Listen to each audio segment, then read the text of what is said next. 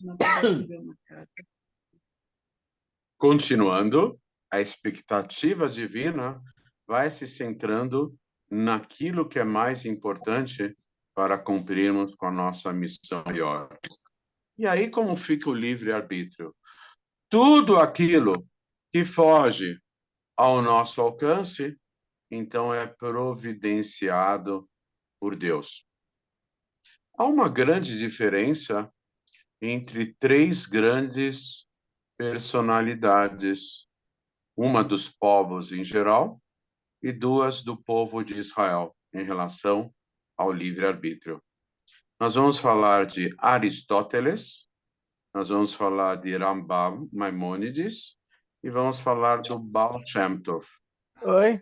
Aristóteles falava o seguinte, ele era um filósofo grego, ele falava o seguinte, que existe uma força maior O que é que eu que faço?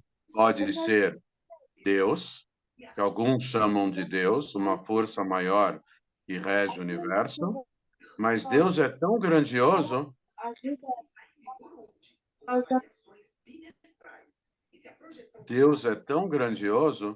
que ele não se ocupa do mundo.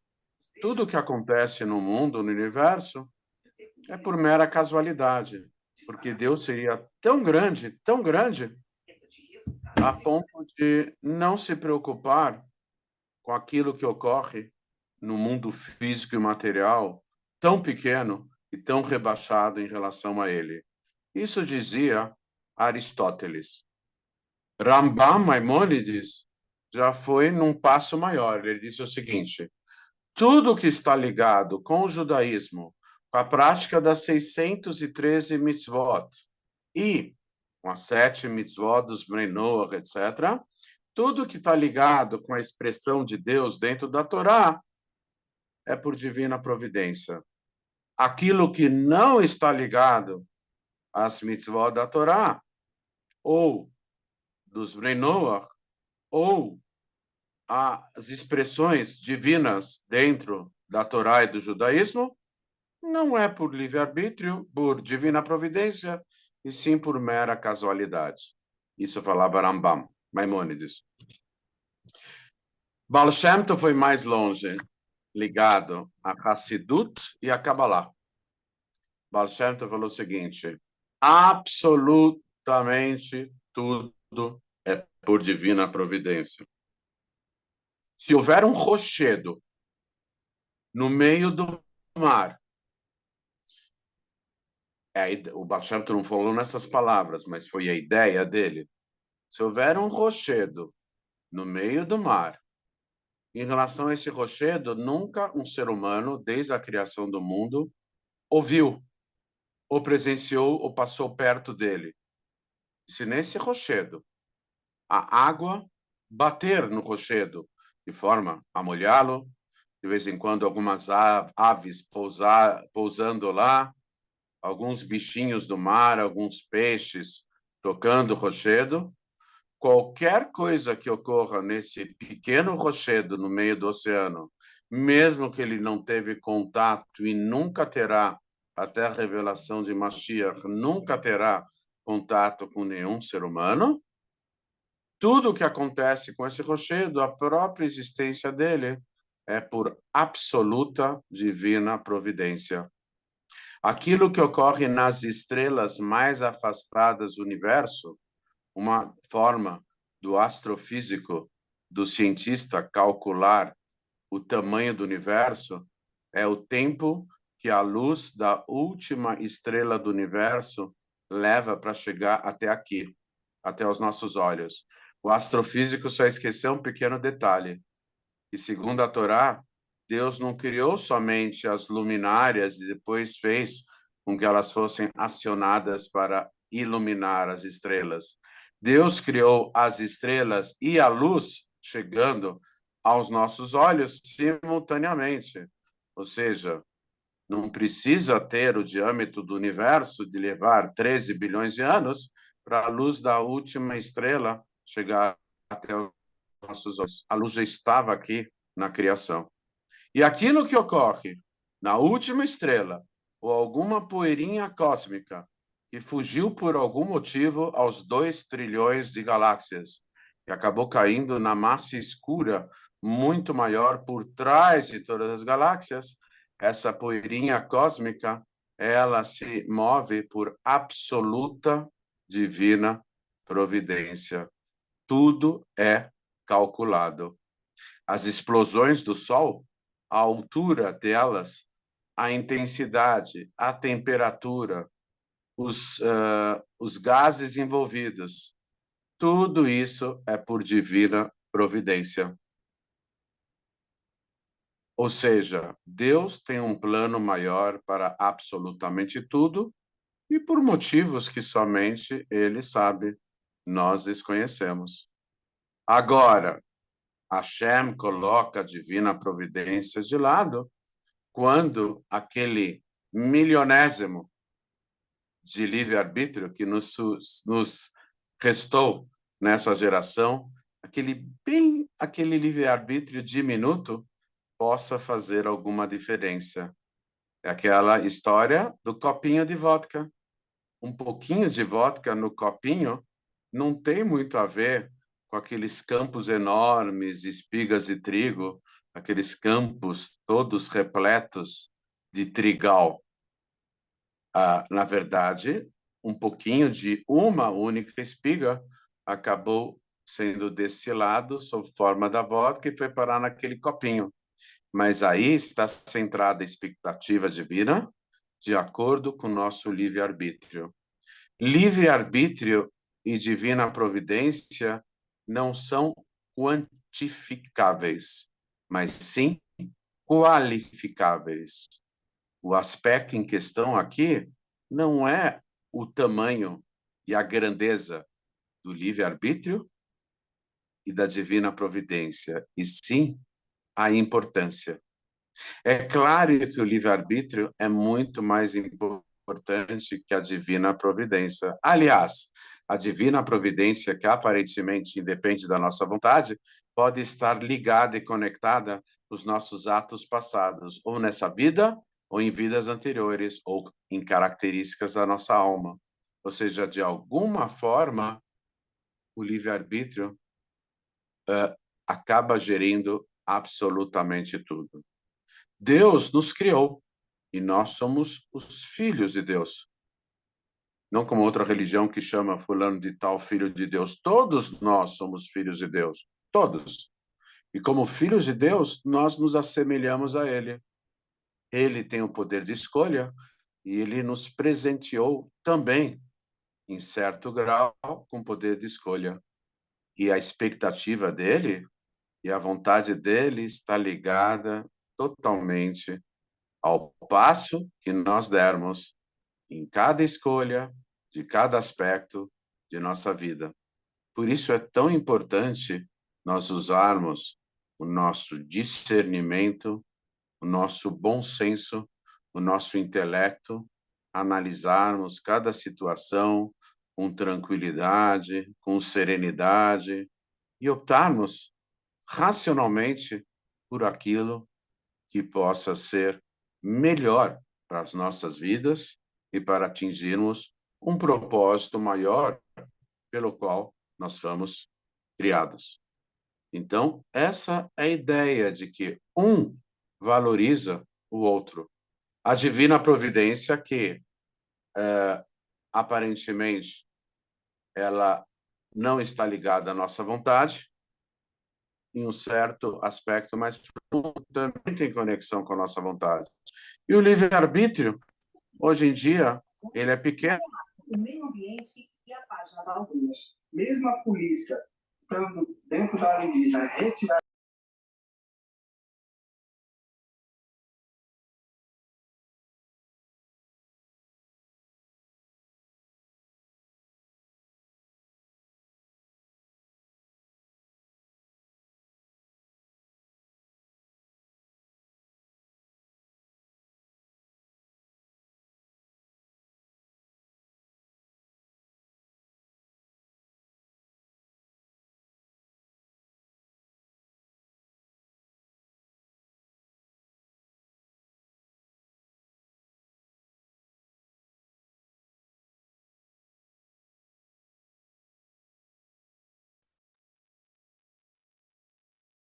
Estamos tendo pequenas falhas aqui, mas vamos continuar.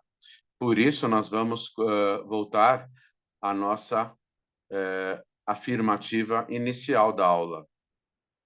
Akol bidei shamayim, chutz mi'irat shamayim. Tudo está nas mãos dos céus, fora o temor aos céus. Interessante, nessa frase aparece 2 vezes a palavra chamar os céus. Ou seja, a divina providência está ligada com os céus. O livre-arbítrio também está ligado com os céus. Tudo está na mão dos céus, fora o temor aos céus. O objetivo maior são os céus. O objetivo maior é aquele que está mais revelado nos céus, que é Deus, a vontade suprema dele. Então, tudo depende da vontade dele, com exceção do nosso livre-arbítrio, que existe para que, com uma certa autonomia, façamos a vontade dele. Aquilo que funciona, vamos dizer que um avião, para ele voar, ele pode funcionar no automático e no manual. O piloto e copiloto, eles têm mais o controle do avião na hora de decolar e na hora de pousar. A viagem do avião é feito tudo por computador no automático, mas na hora de decolar e de aterrissar, então o piloto e copiloto tiram do automático e colocam no manual. Qual é o objetivo?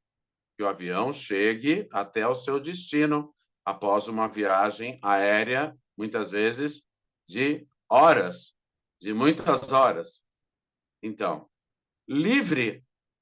divina providência é automático. Livre-arbítrio é manual. Mas o objetivo é o mesmo. Hashem quer que seja assim, que haja o automático e que haja o manual. Mas o objetivo é idêntico. Qual é o objetivo do avião estar com os motores guiados no automático ou no manual? Que a nave chegue até o seu destino. A mesma coisa. A divina providência é para que cheguemos até a redenção. O livre-arbítrio, que é o manual, é uma outra forma, mas com o mesmo objetivo, que cheguemos também até a redenção. Um complementa o outro.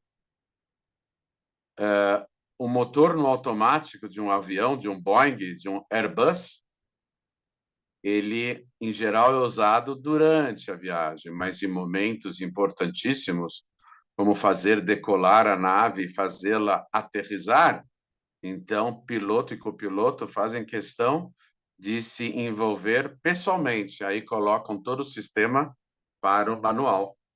A mesma coisa, coisas menos importantes em nossa vida estão ligadas especialmente ao à divina providência. O que é menos importante? Menos importante em termos. Aquilo que não depende da nossa vontade. É importante, mas aquilo que depende da nossa vontade é mais importante ainda. Então, aquilo que não depende da nossa vontade é o automático. Em toda a natureza, em tudo, tá? Como nós nascemos, em país nascemos, as características físicas, as características da nossa personalidade, em que família nascemos, em que país, em que língua, em que região do país, que aspecto físico nós temos, os traços do nosso rosto, os traços da nossa personalidade, a nossa altura, as nossas características físicas, as nossas características espirituais, tudo isso é por divina providência. Mas dentro de todo esse pacote, de todo esse presentinho que Deus nos deu, Ele quer que nós tenhamos um certo desempenho. E aí a gente tira do automático e passa a dirigir a nossa vida no manual. Não em relação àquilo que não pôde ser decidido pela nossa vontade, mas Hashem quer que nós transformemos o mundo naquilo que, sim, possamos decidir, discernir, orar, escolher. E é isso que faz a diferença. Hashem criou o universo não por causa da divina providência. A divina providência funciona no automático. Hashem criou o universo para que houvesse o livre arbítrio. Então, lá no começo, na árvore da fruta do saber, do fruto do saber do bem e o mal, começou o grande desafio do discernimento que já tinha sido instalado na alma do ser humano, de escolher entre uma coisa e outra, e optar por aquilo que é melhor para nossas vidas, principalmente conscientizados da nossa missão maior, direcionada para o propósito maior, que é servirmos a Deus, atendermos a sua vontade absoluta e infinita, e ao mesmo tempo desencadearmos o período, a era ideal, onde Deus haverá de se revelar no mundo com a tão esperada redenção de Mashiach, a qualquer momento e a qualquer momento mesmo, se Deus quiser. Amém. Nós vamos abrir agora o espaço do nosso encontro para que possam fazer perguntas, tirarem dúvidas e, na medida do possível, procuraremos esclarecê-las. Por gentileza, tenham a bondade. Shalom, Rav Shimon. Oi, Yosef, tudo bem? Tudo bem. Baruch Hashem. Como vai, senhor? Como vai, senhor? Graças a Deus. Muito bem, Baruch Hashem.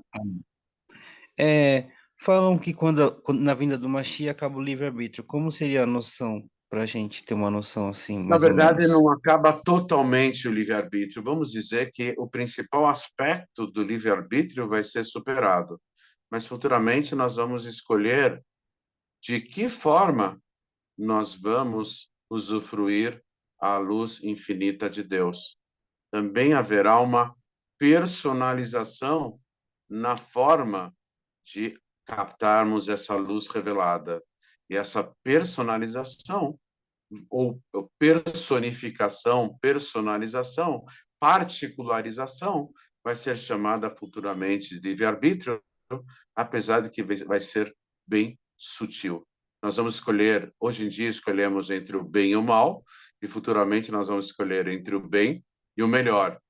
E, de repente, haverá mais de uma opção de escolhermos o melhor de acordo com as características da nossa alma. Algo mais sutil, mas vai continuar existindo sim. Obrigado, Rav. Imagine. Mais alguma pergunta, pessoal? Eu quero fazer. Oi, Gislene, tudo bem?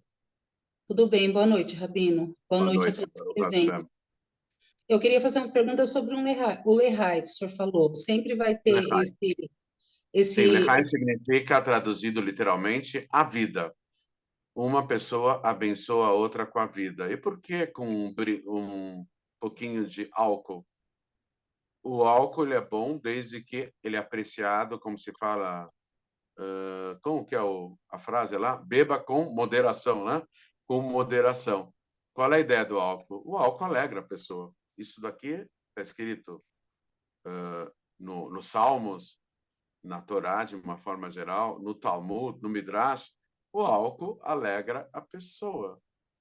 Então, quando a pessoa ela se encontra alegre, ela é propensa a dar mais vazão aos sentimentos nobres dela. Então, uma pessoa abençoa a outra fazendo um brinde e fazendo um lechaim. Um lechaim é um brinde à vida. O que você iria perguntar? Desculpe a interrupção. Eu iria perguntar se sempre quando faz um Lehai tem um sentido profundo, porque é assim, no sábado passado eu estava na sinagoga e a moça me cutucou e falou, você não fez um Lehai? Aí eu fiquei assim, boiando, porque na verdade eu não tomo vodka, entendeu? Eu só tomo vinho. E aí eu falei, meu, será que eu fiz alguma coisa que não era para fazer? Não, Então, você não fez nada de errado. Mesmo que há pessoas que fazem lechaim, no judaísmo a preferência é para os homens. As mulheres também podem fazer de vez em quando lechaim, mas o lechaim mais ligado aos homens. Por quê? Porque se alguém beber demais, as mulheres precisam continuar muito discretas, preservarem a tseniut, que é a discrição. Será que o homem também não precisa preservar a discrição?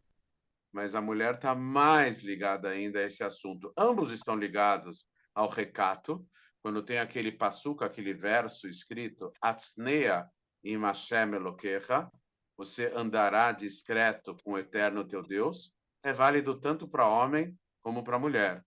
Mas na hora de fazer lechaim, é mais comum entre os homens, e não é que seja vedado ou proibido entre as mulheres, mas é menos comum entre as mulheres fazerem o lechaim. Então, elas não devem fazer lechaim? Podem fazer lechaim de uma forma mais discreta entre elas, entre as mulheres. Não é discreto homens e mulheres fazerem entre si lechaim.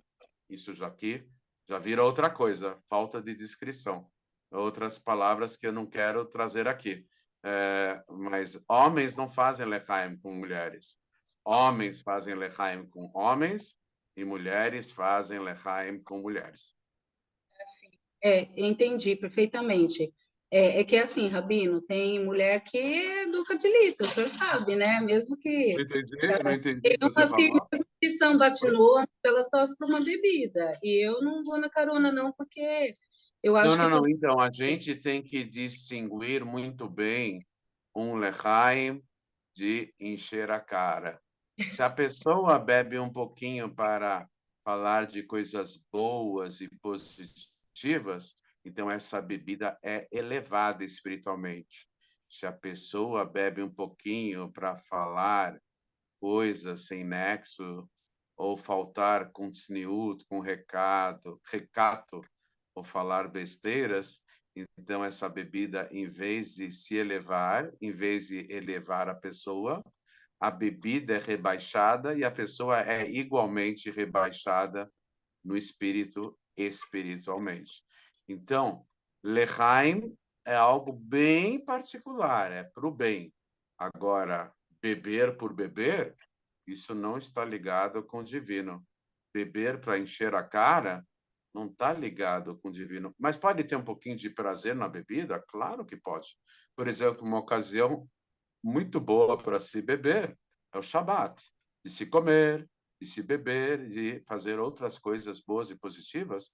Existe uma ideia que o prazer no Shabat ele é santificado, diferentemente do prazer durante a semana, e não é tão sagrado assim. O Shabat tudo é sagrado. Então, fazer um lechaim pode-se fazer em qualquer dia, especialmente no Shabat. Interessante que o Kiddush é a cerimônia de início do Shabat e Abdalá, a cerimônia de término do Shabat, é feito com a rainha de todas as bebidas, que é o vinho. Kiddush, traduzido literalmente, não é a cerimônia de início ou término. Kiddush significa santificação. Interessante. Nós pegamos uma bebida alcoólica, como o vinho, e santificamos o dia do Shabat. Significa que o álcool pode ser santificado, mas quando consumido para uma finalidade maior, para fazer o kiddush, para fazer o lechaim, e não simplesmente para encher a cara ou cair na gandaia. Obrigado, Rabino, era só isso. Mas, tudo de bom. Mais alguma pergunta, pessoal? Vamos aproveitar? Shalom. Quem é? Márcia? Isso, é a Márcia. Tudo bem? Shalom a todos. No caso, se não tiver o álcool, também não tem problema nenhum, né? Porque Não. tem a parte dos recabita, né? Que a Hashem se agradou deles, né? Os filhos de Abinadab, Sim. que foi falado, né? Nem nós. Nachshon ben Aminadab, acho que é esse. Então, ele fala que nem Sim, de na maneira verdade, a tribo principal, ele bebe. era o príncipe da tribo de Yehudá. A maioria dos judeus da atualidade são descendentes dessa tribo. Provavelmente eu também. Então, sim, mas a ideia é de que o álcool No Kiddush ele é recomendável, no Lechaim é um costume, né? Não é uma obrigação. Então, no caso, poderia ser trocado pelo suco da uva? Pode ser. Tem Não é a mesma coisa. Não, Não é a mesma coisa. não. Mas é suco de uva. Não, na verdade, não é o suco. Quem não pode tomar vinho, por recomendação médica, faz Kiddush com suco de uva. No Mas caso, o mesmo. álcool, um pouquinho de álcool, particularmente em relação aos homens, é uma forma de alegrá-los para fazer um brinde, um lechaim, um para o outro. Mas tem que ter o espírito do lechaim. Simplesmente falar um brinde e o senhor está bebê por dizendo, bebê, aí não tem sentido. Existe, o eu que o senhor... vou contar uma curiosidade aqui. No sueco, quando eles falam a vida, saúde, eles fazem um brinde, eles falam a palavra skål, que é o nome de uma cerveja. Na verdade, os vikings, quando eles falavam skål, eles batiam os dois copos. Mas skål não quer dizer simplesmente saúde, significa também crânio. Eles matavam o inimigo, pegavam a cabeça deles, esvaziavam a cabeça, o crânio do cérebro e transformavam o crânio do inimigo numa vasilha. E quando um batia um crânio no outro, eles falavam saúde, mas a mesma palavra skål significa crânio. Então, esse tipo de brinde é o resultado de uma grande selvageria. Primeiro, matar o inimigo com requintes e crueldade. Depois, decapitá-lo, pegar a cabeça dele, esvaziar o crânio, transformar numa vasilha e depois colocar bebida dentro dessa vasilha. Inclusive, um batia o copo no outro, porque se um quisesse envenenar o outro, quando batia um crânio no outro, as bebidas se misturavam, então não tinha perigo nenhum, porque se morresse um, morreria o outro também. Esse tipo de brinde não tem nada a ver com a devoção a Deus. É pura selvageria. Rabino, só mais uma pergunta. Então, no caso, não é o álcool que seria o ruim, mas a inclinação que está dentro do homem. A intenção. Nem tudo no mundo pode ser veiculado para a santidade, mas tem muita coisa que existe no mundo, muitos aspectos que existem na nossa vida que podem ser vertidos tanto para o bem como para o mal. É tipo que o homem se alimenta. Alegria. Ele vai ter... Se a alegria for para servir a Deus e para beneficiar o próximo, ou se alegrar com a alegria do próximo, então uma alegria positiva. Se a alegria for para prejudicar o próximo, zombar do próximo, dar vazão à frivolidade, ao sensualismo, às inclinações físicas e cair na gandaia, essa alegria não é positiva. Muito então, pelo contrário. É o que está dentro do homem, né? Na verdade, né? Então, na verdade, tem aquela que eu já comentei na última aula, em relação ao Lag BaOmer, aquela afirmativa dos sábios. Nichnas yain yetze sod. Entra o vinho e sai o segredo. Yain tem o valor numérico gimátria de 70, sod, que é segredo, tem um valor numérico igualmente 70. Se a pessoa tiver conteúdo, ela vai beber um pouquinho mais, só vão sair pérolas. Só vão sair pérolas de sabedoria. Ela vai mostrar as coisas boas, os aspectos positivos que tem na sua mente, na sua personalidade. Se a pessoa só tiver minhoca na cabeça, ou festival de besteiras no cérebro, quando ela beber um pouco mais, só vai sair besteira. Entendi. Muito obrigado. Uma boa noite. Eu que agradeço a oportunidade. Uma boa noite. Mais alguma pergunta, pessoal? Shalom, Ravi. Oi, tudo bem, Yosef? Eu de novo. Sim. Sobre o mau instinto, quando ele parar de existir, ele vai estar ligado ao livre-arbítrio. Como a gente tem uma noção de como seria isso? Na verdade, o mau instinto, ele vem do anjo do mal. E quando nós pisamos na bola, nós somos piores que o capeta, que o chifrudo, né? Tem outros nomes aí, outras religiões, que o anjo do mal, que também é chamado do anjo da morte. Ele tem um monte de nomes, como todo estelionatário tem um monte de nomes, o anjo do mal. Mas ele é um anjo.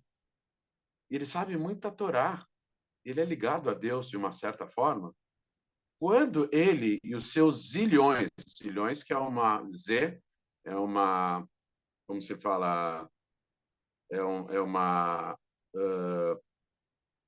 uma variante tendente ao infinito. Ele tem um sem número de anjos subalternos. Quando eles fazem a pessoa errar e pisar na bola, é a função deles. Eles são funcionários públicos. O diabo é um funcionário, ele tem que obedecer a ordens. E quando ele tenta a pessoa, ele e os seus inúmeros anjos subalternos estão cumprindo com a missão deles. Quando nós pisamos na bola, nós somos piores que ele. Por quê? Porque nós não estamos cumprindo a nossa missão. Ele, ao fazer o trabalho dele, não está pisando na bola. Mas quando nós nos deixamos influenciar por ele e pisamos na bola, a gente realmente está se afastando da missão principal. Então, quando nós falhamos, somos piores que ele. Ele tem prazo definido para desaparecer. Isso vai ocorrer com a revelação do Mashiach e o período subsequente, em relação ao qual está escrito o Pasuk, o verso do profeta, Veruach atumá a avir minaares, o espírito de impureza eu haverei de extirpar da face da terra, do universo, etc. É um processo que vai ocorrer, porque nós vamos ter atingido o objetivo maior. Quando a nave do avião, de um Boeing e de um Airbus pousa no aeroporto, já não precisa mais do motor funcionando no automático, não precisa mais do motor funcionando no manual. Ao contrário, o piloto e o copiloto, eles desligam as máquinas. O avião fica totalmente desligado para as pessoas poderem descer no pátio, na pista, ou no corredor improvisado lá do aeroporto. Então, na verdade, esses mecanismos de hoje em dia, eles serão substituídos por outros mecanismos muito mais sofisticados que vão fazer com que nós estejamos bem próximos de Deus. Obrigado. Mais alguma Rabi pergunta? Shimon, Oi, boa Bia, tudo bem? noite. Boa noite. Sou eu, então, boa noite. É porque hoje eu falei, se eu tiver uma oportunidade, eu vou falar com o Rabi Shimon. Sim, Eu estou sentindo assim no coração, no peito, hoje, muita saudade do meu pai. Tem 2 anos que ele faleceu, mas sim, ontem e hoje em especial, estou sentindo muita falta dele. sim. Eu quero saber do senhor o que eu posso fazer para amenizar Sim, essa uma dor. certa vez tem um vídeo de um casal que entrou na fila do dólar para receber $1 do Rebbe. E nessa ocasião, era sempre uma boa ocasião para uma pequena audiência entre o Rebbe, uma pequena conversa entre o Rebbe e o casal. Um casal muito fino. Eu acho que eles eram de Londres, eram britânicos. Eles eram um casal de judeus e muito refinados, jovens, ele e ela. Eles falaram que eles estavam muito afetados, estavam muito quebrados, porque um filho deles tinha falecido na queda de um avião. Eles não sabiam o que fazer para serem consolados e para lidarem com essa dor profunda da morte do filho na queda, no acidente do avião. Quando caiu o avião, o filho faleceu, infelizmente. O Rebbe falou o seguinte, explicou para eles: se vocês soubessem que o filho de vocês está numa região bem distante, inatingível do mundo, e se vocês pudessem mandar presentes para ele, e quando ele recebesse esses presentes, vocês teriam a certeza absoluta de que ele ficaria muito feliz em receber esses presentes. Vocês mandariam presentes para o seu filho?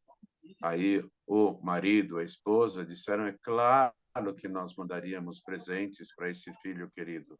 O Rebbe diz o seguinte, então o mundo espiritual é uma localidade, e as almas após o falecimento vão para esse espaço, essa dimensão diferente. Eles ficam, pelo menos por um período, temporariamente incomunicáveis, mas vocês podem mandar presentes para ele. Tudo que fizermos a nível de prática das mitzvot, estudo da Torá, e que seja para elevação dos nossos entes queridos, essa intenção chega do outro lado como um pacote pelo correio.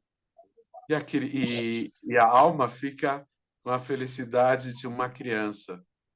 Quando nós fazemos coisas boas e positivas, e elas são revertidas para a elevação da alma de nosso ente querido, isso aqui funciona como oxigênio para a alma. A alma respira um ar fresco, ela se sente muito bem, isso causa um grande prazer e uma grande elevação para a alma. Se você quiser mandar presentinhos para o seu pai, como uma forma de diminuir essa saudade intensa, etc., faça isso, porque o seu pai vai se sentir profundamente agradecido a você pelos presentinhos que você vai começar a enviar para ele. Não precisa ser pelo correio. Essa dimensão que as almas estão, o correio não chega até lá. Mas, fazendo coisas boas e positivas, Deus trata de transportar o fluxo, a irradiação espiritual do mérito desses atos bons e positivos para iluminarem a alma de nossos entes queridos. Obrigada, Rabino. O senhor pode me abençoar? Sim, sim, que você seja, juntamente com todos os participantes dessa aula, que vocês todos sejam extremamente abençoados, com vida, com saúde, com longevidade, com sustento, paz, harmonia, serenidade, boas notícias, plenas realizações e agradáveis surpresas hoje e sempre. Amém. Amém. Amém. Amém. Obrigado, Rabi. O senhor também. Mais alguma Amém. pergunta, pessoal? Amém. Oi, Ivan. Tudo bem, Ivan? Oi, tudo bem? Shalom, Graças a Rabi. Deus. Tudo bem. Eu quero saber a respeito do erro de Adão e Eva. Eles estavam no paraíso há quanto tempo já quando eles erraram? Foi logo no início? Eles foram criados, erraram, ou eles ficaram um bom tempo lá? Então, se eu te falar, você vai se surpreender. Eles foram criados na 10ª hora de sexta-feira, ou seja, 4 horas da tarde de sexta-feira. Adão e Havá, Adão e Eva, tinham a mitzvah de não comer do fruto proibido por 2 horas, até 6 horas da tarde, que escureceria, começaria o Shabat. E Adão, existe uma versão, tem muitas versões de que fruta que era essa, tá? Uma delas é que era uva. Adão ia fazer um suco de uva, um vinho, ia fazer um kiddush no primeiro Shabat do mundo. Quantas horas eles tinham que evitar comer o fruto proibido?